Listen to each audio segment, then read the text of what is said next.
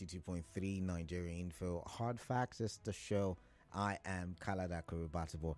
I will introduce my guest in a bit, in a jiffy. But before I do, I would like to remind you what the conversation is about. I had introduced the topic, or I told you about the topic earlier in the last hour. We want to look at the federal government's plan to resume oil production in the Ogoni region. Now, you would agree with me that Ogoni axis of River State, or the Ogoni region in Nigeria, houses huge oil and gas reserves. If we're able to explore the oil and gas reserves in Ogoni, there is the tendency that Nigeria will generate more revenue, because oil is the main economic revenue generator for the country. Given how the oil sector is volatile, unstable, and the prices keep increasing, Nigeria may benefit from the sale of more petroleum, or rather crude oil, to the international market. There's also going to be the possibility of having more for refining locally. That's local refining. Good news, right? You would like to think. But some 30 years ago, about that time, oil production was halted in Ogoni land. Now, several reasons were given, but the major one that stands out is the environmental degradation. Now, a couple of years back, I don't know exactly when, but the UNEP reports emerged, and then we saw the setup of IPREP, trying to remediate the environment, to rehabilitate the environment, because they did not have potable water. They couldn't drink the water, as reports would say at the time. Oil, or is it the byproducts of the oil production, had contaminated the water, the soil, and even the humans there had a bit of some negative reactions to the toxic environment, or the degraded environment, so to say. And so my guest in the studio today, who is from that region, and he told, I think, former Assistant Secretary Mosop, if I remember, that's the Movement for the Survival of the Ogoni People, and presently the spokesperson for the joint, what is it again? The Joint Representative Okay, so the Joint Representative JRC Council of Joint Ogoni Youths. I'm talking about Nubari Saatah. Nubari, it's good to have you on the show once again. It's a pleasure. Happy New Year to you. Happy New Year to you. Welcome. To you. All right, so my of the country, Nigeria is actually in need of funds. Okay. And a lot of the resources that have been expended or used to finance the budget, if you pay attention, has been gotten from loans. Okay. And the government have been organization that is currently very, very, very high. While in Ogoni, roughly 200 of crude and daily is in there. Roughly 200,000 barrels of oil. Daily can be mined daily. If Ogoni is to probably the top using state, there's a lot of crude that's approximately $3 billion every year. That's over 4 trillion naira. That's money. A lot of money in Nigeria point in time. So not is expected. Why stop production? Well, straightforward, a lot of issues. Okay. You can summarize it under injustice. That was where the entire fight for resource control, for political autonomy started from, because it made no sense that the federal government had mined from 1958 to then over $30 billion worth of crude from the place, but the infrastructure was nothing to write home about. There was nothing on ground to show that, okay, yes, these people have contributed this much to the economy of this country, and these are the things that we have put in place for them to show appreciation for what they have done. And it made no sense. And you had the leaders of Ogoni, you have people like Gary Clayton, a lot of others, Tom Oragi, Ken Sarawiwa, Kobani, and others who saw that this thing needed to change, and they came together and formed what we called Mosop, to start agitating for Ogoni interest. And you had what was now called the Ogoni Bill of Rights, which was presented to the federal government. It was basically demands made by the Ogoni people that, okay, this is what we want. We want, for example, we want a fair percentage of Ogoni resources to be returned back to the Ogoni people. We want to use it to develop our land. We want Ogoni language to be taught in Ogoni schools. We want our culture to grow. We don't want it to be subsumed by the larger nationalities and all that. You had some of these demands that were made in the Ogoni Bill of Rights, and the government paid lip service to them. They didn't actually take those demands seriously. It led to the grassroots mobilizations of the Ogoni people to see how they can prevent this exploitation, brutal exploitation, because at the end of the day, our environment was also being polluted, and the international oil company who was there then was actually doing nothing to ameliorate the environment, and it was not something that could be tolerated. So those were actually the things that led to the halting of oil exploration, especially with the brutal clampdown that the military government used to shut down the agitations of the Ogoni people, which was largely peaceful.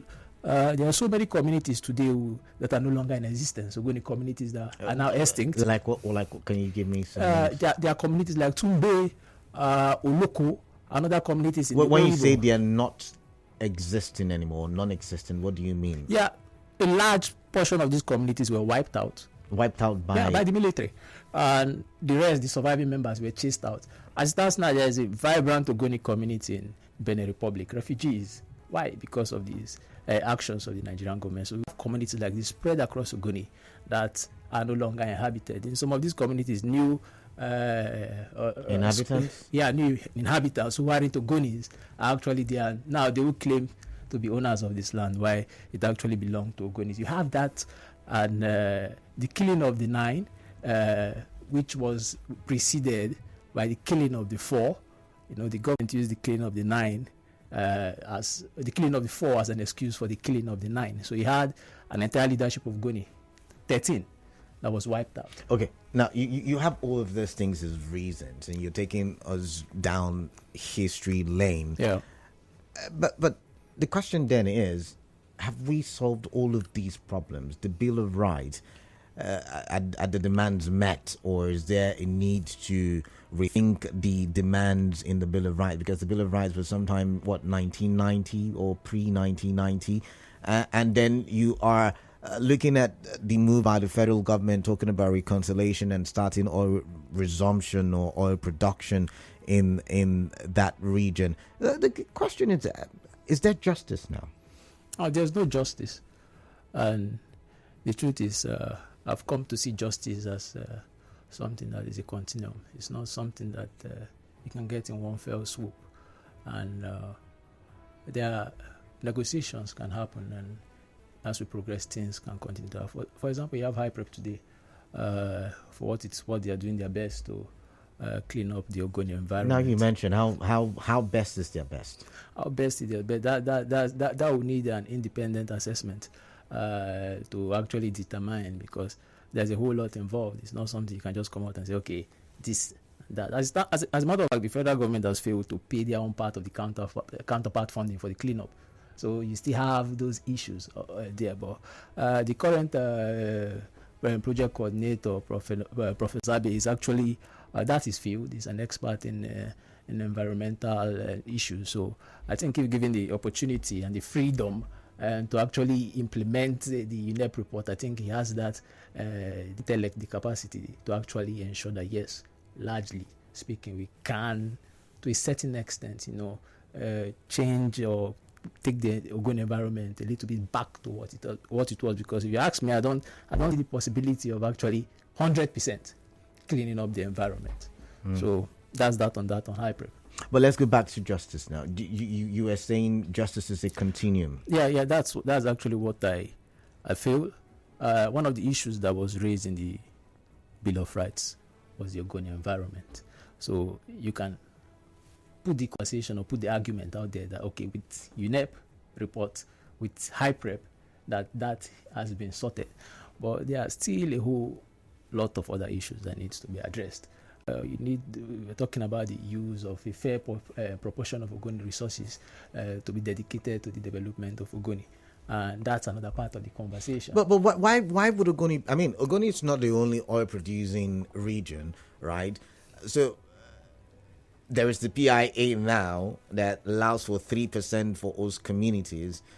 Why should Ogoni get the preferential treatment, so to say? Why should a larger portion of what is derived or generated from Ogoni oil fields be used for Ogoni people, given that there is already the PIA?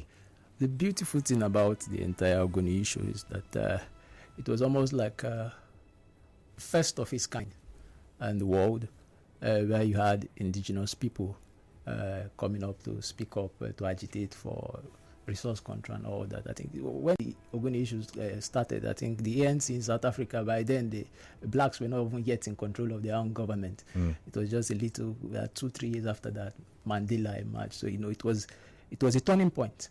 And today we're talking about the PIA. It was the Ogoni struggle that influenced the push for resource control in the Niger Delta, led to the formation of the INC, the Joint Council, and the ripple effects we had from militancy and others that led to amnesty and all that, and other Ministry of Niger Delta Affairs, and the 3% of one thing. I need us to be very, very, very clear on this 3%. This is not 3% of what we call it derivation.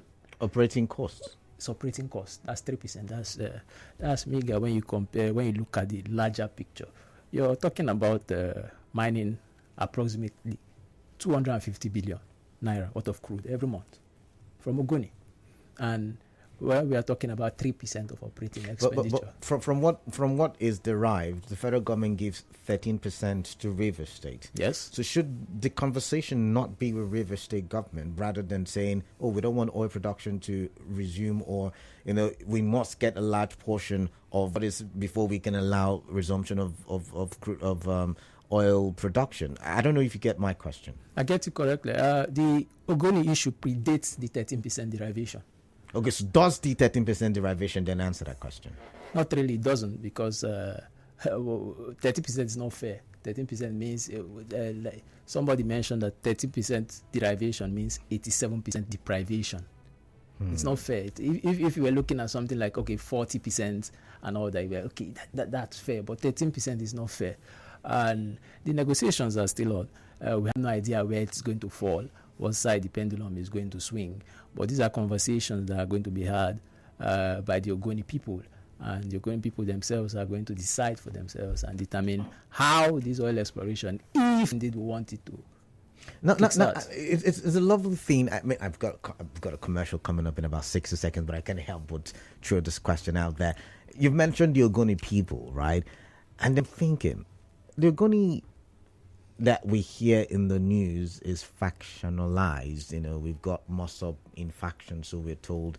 We've got the political arms of the Ogoni ethnic nationality as well, where some people have different political ideas. There is also the issue of who should get what contract and who should not get what contract. So basically, there is that divide. I'm wondering how the Ogoni people can unite to have this conversation that you've just mentioned, and then to come up with a decision as to whether to allow or not to allow, and how to allow if they were going to allow. But let's go for the commercial. When we come back, we will talk about this and many more other conversations. Please just stay tuned.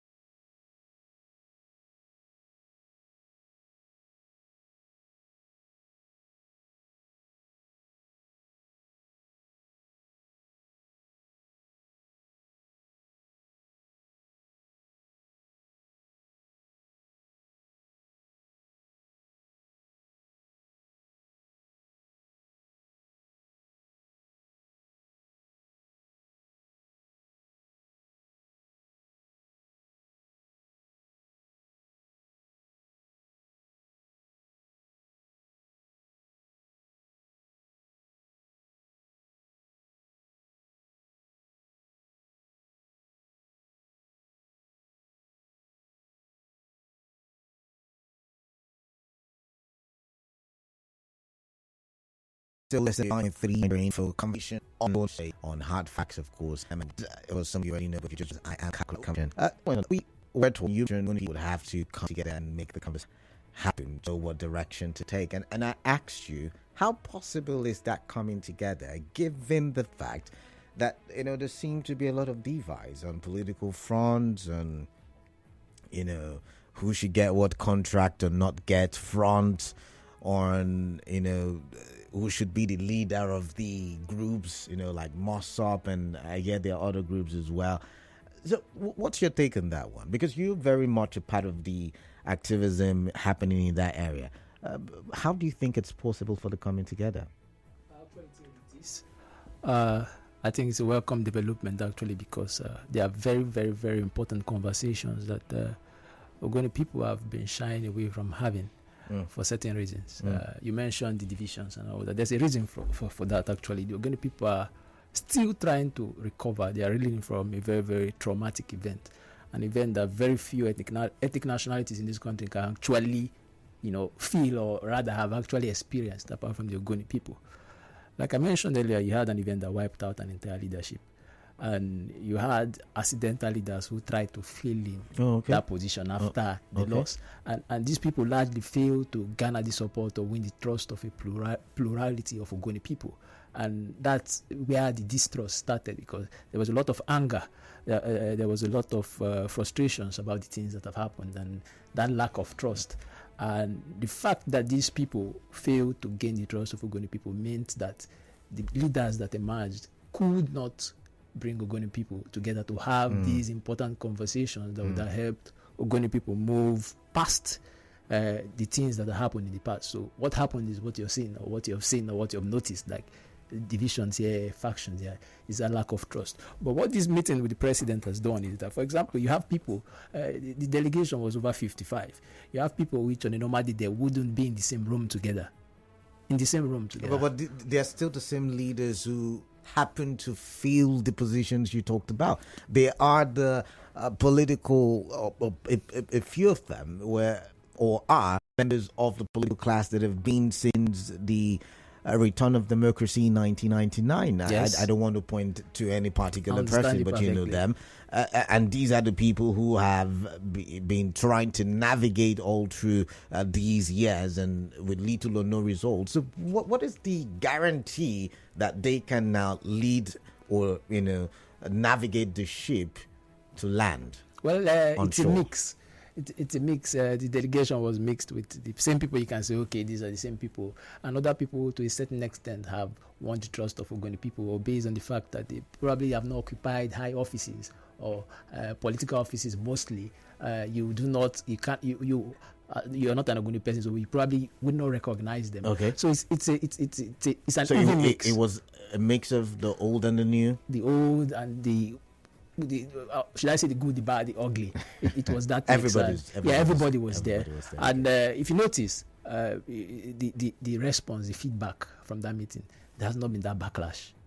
It's like for a long time, Ogoni people are tired, and we understand that we need to move past these things. We need to chart a new path forward, and that meeting is going to force these conversations to be had, and despite the anger that we might have at each other for things that probably fathers or whatever that has happened in the past, we now understand that things need to change, and we need to have these roundtable conversations. And I'm happy that the president actually let them know there that, okay, you're not here to present anything to me. You have to go back. You have to have these conversations. Meet yourselves.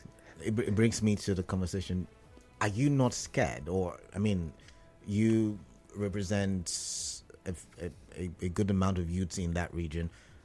Are the youth not scared that these politicians could take advantage of their position and take advantage of the situation, given that politicians have always, not just River State now, please don't make it about River State if you're listening, but politicians have always taken advantage of the system. So do you not fear in that way, in that manner? I would have been afraid, but there's something that is very, very beautiful, that's wonderful, that is actually happening.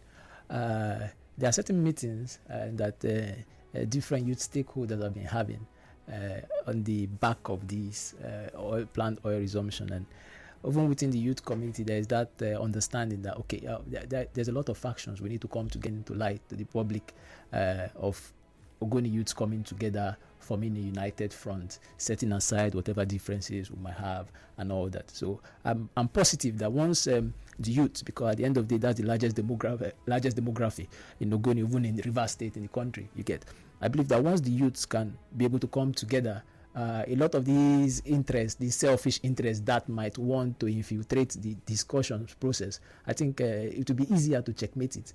So I'm very, very, very, very, very positive that that is not going to happen, because Ogoni is a very, very, very sensitive place, and I don't think anybody will be interested in wanting to stoke the fire or just cause trouble. No. All right, I want to go to the phone lines, but I am tempted to ask one or two more questions.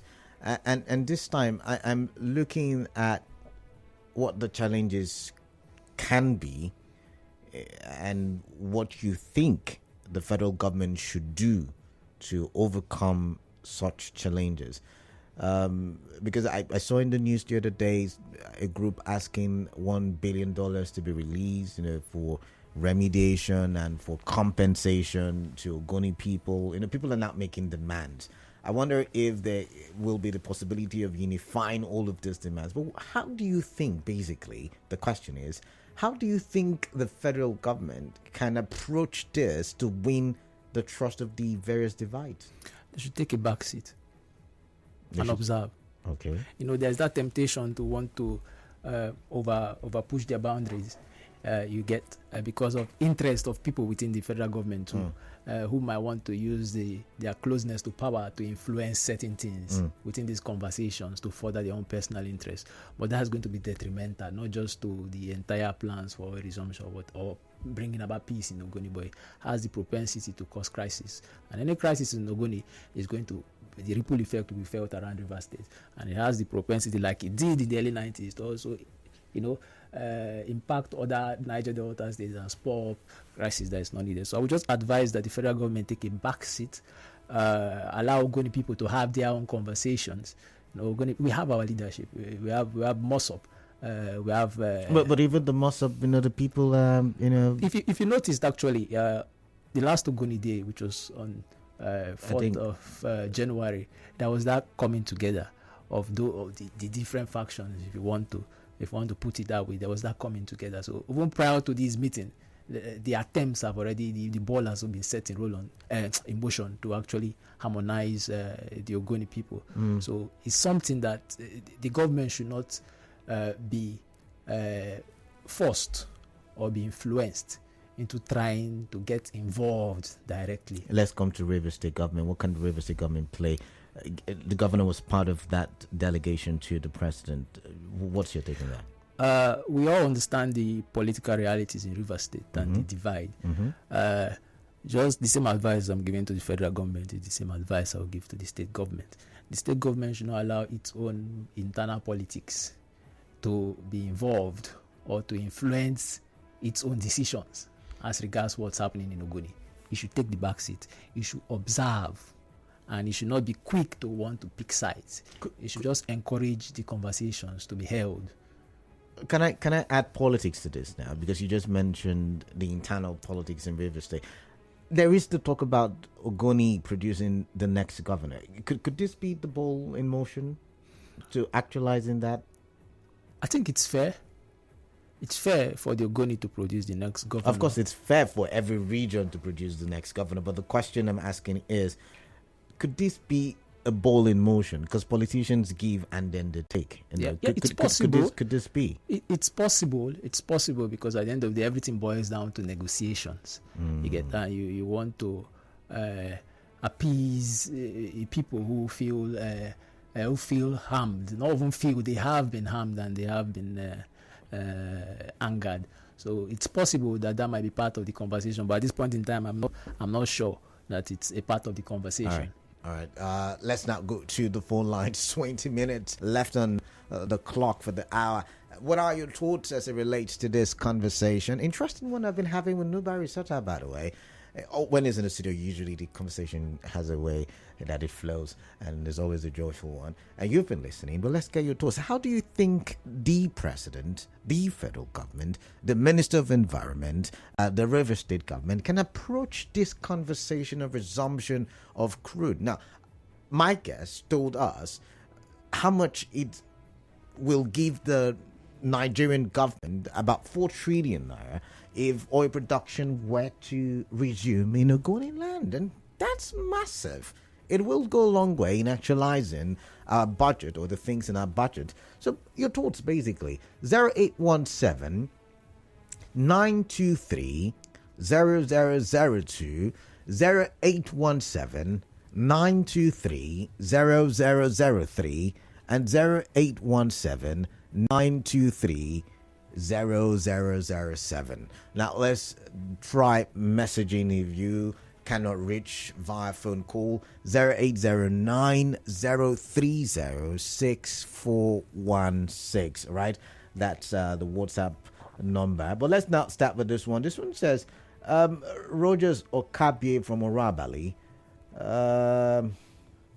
This is not my conversation, I guess. Well, let's come here. This one says, my name is Thank God Barry Mama Hansen. Kana LGA is peaceful. That's not my conversation. Are you mistaking the radio station for another? Well, let's come here. This one says, the amnesty. If you all are mistaken, my. Yeah, my name is Toto Golden that I'm calling you from. Right, welcome. Okay, Canada, I want to greet your guest in the studio. Good evening, my brother. You know, you have extensively spoken well. Because, one, if you watch the contributions to the oil exploration, the resumption of the exploration in Ogoni will do to Nigeria government, as well as River State government, it will be marvelous. But on a second thought, I want to advise the federal government to try as much as possible to clean up the wound that is still very much fresh in the minds of the Ogoni. You know, if you remember or they recall their leader or their activists in the portion of Ken Kunle Serelia was executed, until today his name has not been clear. So I think the federal government, while negotiating to resume oil exploration, they should try as much as possible to who we are seen by the actual government. And secondly, the contribution economically will be of great importance, not just to River people in Nigeria, but to the Ogoni people. But I think they shouldn't bring in settlement and they shouldn't come out with violence. They should be able to approach issues based on issues on ground. And the leaders should be open-minded to welcome every suggestion and opinion made by each and every one of Ogoni sons and daughters. Thank you, Andrea. All right, thank you very much for your thoughts there. 92.3 Nigerian for your name, your location, your contribution. Hello, good evening, Mr. Canada. I greet you. My name is Chima Dike. I am calling from Mokuta. All right, Chima Dike. Yeah, I greet your guest at the studio there. Good evening, my brother. He has spoken very well. Canada, did you see the vividness of your guest? That will show you the readiness of the Ogoni people, you understand, to work with the federal government. But what I am scared of here is that I'm speaking from my own biases. Is the governor of Rivers, if they are peace, and you know that the governor in one way or the other has made some utterances. One time he went to commission a road and so my problem is that I want to advise the Ogoni as they are busy. Thank you very much. Moving on, 92.3 Nigeria Info, your name, your location, your contribution. The Ogoni people are hostile people. We have not been saying, we cannot say that the oil cannot resume on Ogoni land. We have not said that before. What we've been saying is that there are issues that the federal government have to resolve. They have to meet the people. Allow back to the president. These are what our people demand. Meet them. And once that is done, they can resume oil exploration of the land. No problem. We are receptive people. We are not bad. We are not bad at all. So to come and do the needful. Thank you very much. All right, then. Thank you very much for your thoughts there. Take this one and I go back to my guest. 92.3 Nigeria Info, your name, your contribution. Man of the people, I gift welcome. Yeah, let me align my thoughts with Otto, Godstein from Omega. They talk about my brother Clinton from Pupi. Talk about Shema DK from Rumokuta. They have all spoken well. and I will join them in speaking well this evening and this afternoon. Say, your guests in the studio have said it all. It is about understanding and cooperation. And the striking thing here, and I've been saying this to anyone who cares to listen, that Mr. President will always find himself in difficult situations, and he will come out with the right answers and results. This man is a go-getter. Look at what he did. It does not matter the caliber of men and women that paid in that visit. He said, go back to your state, to your villages, to your communities, to your hamlets. Go and consult further, then get back to me. I use the word that forcefully I will come in. The word that I'm shouting out. That one is constant. The governor will you to that place. This the other time. And they have that place. Started with this. You don't understand what's happening. But the president is wise. Go and consult. Let's see a governor who for politics. All right, I would have to step down this call now. People think the government, Edmund Great. I don't want to pitch human nature. You go to have a very, very good relationship that is between for the move to what there was most that cordial relationship with people. I don't think the issue. I think particularly up and Ogoni man becomes the Ogoni man. Becomes the governor. So I don't think that's an to be who comes in Ogoni. This one says, I think we understand there's a not doubt in Ogoni land. If other oil producing areas stop the federal government from oil production in their areas, how will the country get money to run the federation and even clean Ogoni? The Ogoni action smacks of cheating, greed, and selfishness. Vein with that one. This one says, KDB, greetings once again. Says the Ogonis are not in any way responsible for the ills and incompetences recorded in this administration. If the federal government cannot implement the Ogoni Bill of Rights, exploration activities should not be allowed to commence in Ogoni land. And that's from Minima Priye. And this one says, I'm Splendid Rabuchi commenting from London. Your management should give some of us listening from the diaspora some concessions. We spend so much to continue listening to your programs. We need to call to your program through WhatsApp or Skype, or at least send in a 2-minute voice note. Having said that, you can see how hypocritical Nigerians are. Ogoni people without any prejudice have stopped the federal government from oil exploration in their land, yet they are enjoying revenue from other communities. This is really serious. Please, I still commend their strength for doing this, and also appeal that there should be a win-win solution established to favor the community and also the government. If they leave the federal government, they will be used as usual by the government. All right. Can I address some of those? Yeah, my time. Okay, let's see. Yeah, you can. Somebody mentioned that if other regions in the Niger stopped exploration, what would have happened if others have stopped oil exploration? That's tough because we can do away with Ogoni oil. Let's focus on it. So think about it. If everybody has shut down, the government would have been tired and would have been able to accede to the demands of the Niger Delta people. But that didn't happen. Now, somebody has mentioned something that you stopped oil, and the federal government mined $30 billion worth of oil from Ogoni. What they have contributed to the cleanup is $1 billion. They still owe us 29. Anywhere they want to get it from, they can go and look for it. They still owe us 29. Oh my goodness! And if we decide that, no, let's not let's not decide on this show. But we'll go for a quick commercial, and with the remaining minutes when we come back, I would like to hear the story of the fort. You know, the Ogoni Fort. The story usually being told is the story of the Ogoni 9, because now you're saying that created a leadership a vacuum in Ogoni land, which is resulted in what we get to see now. But just stay with me in a jiffy. In about 3 minutes' time, we will return and visit history once again.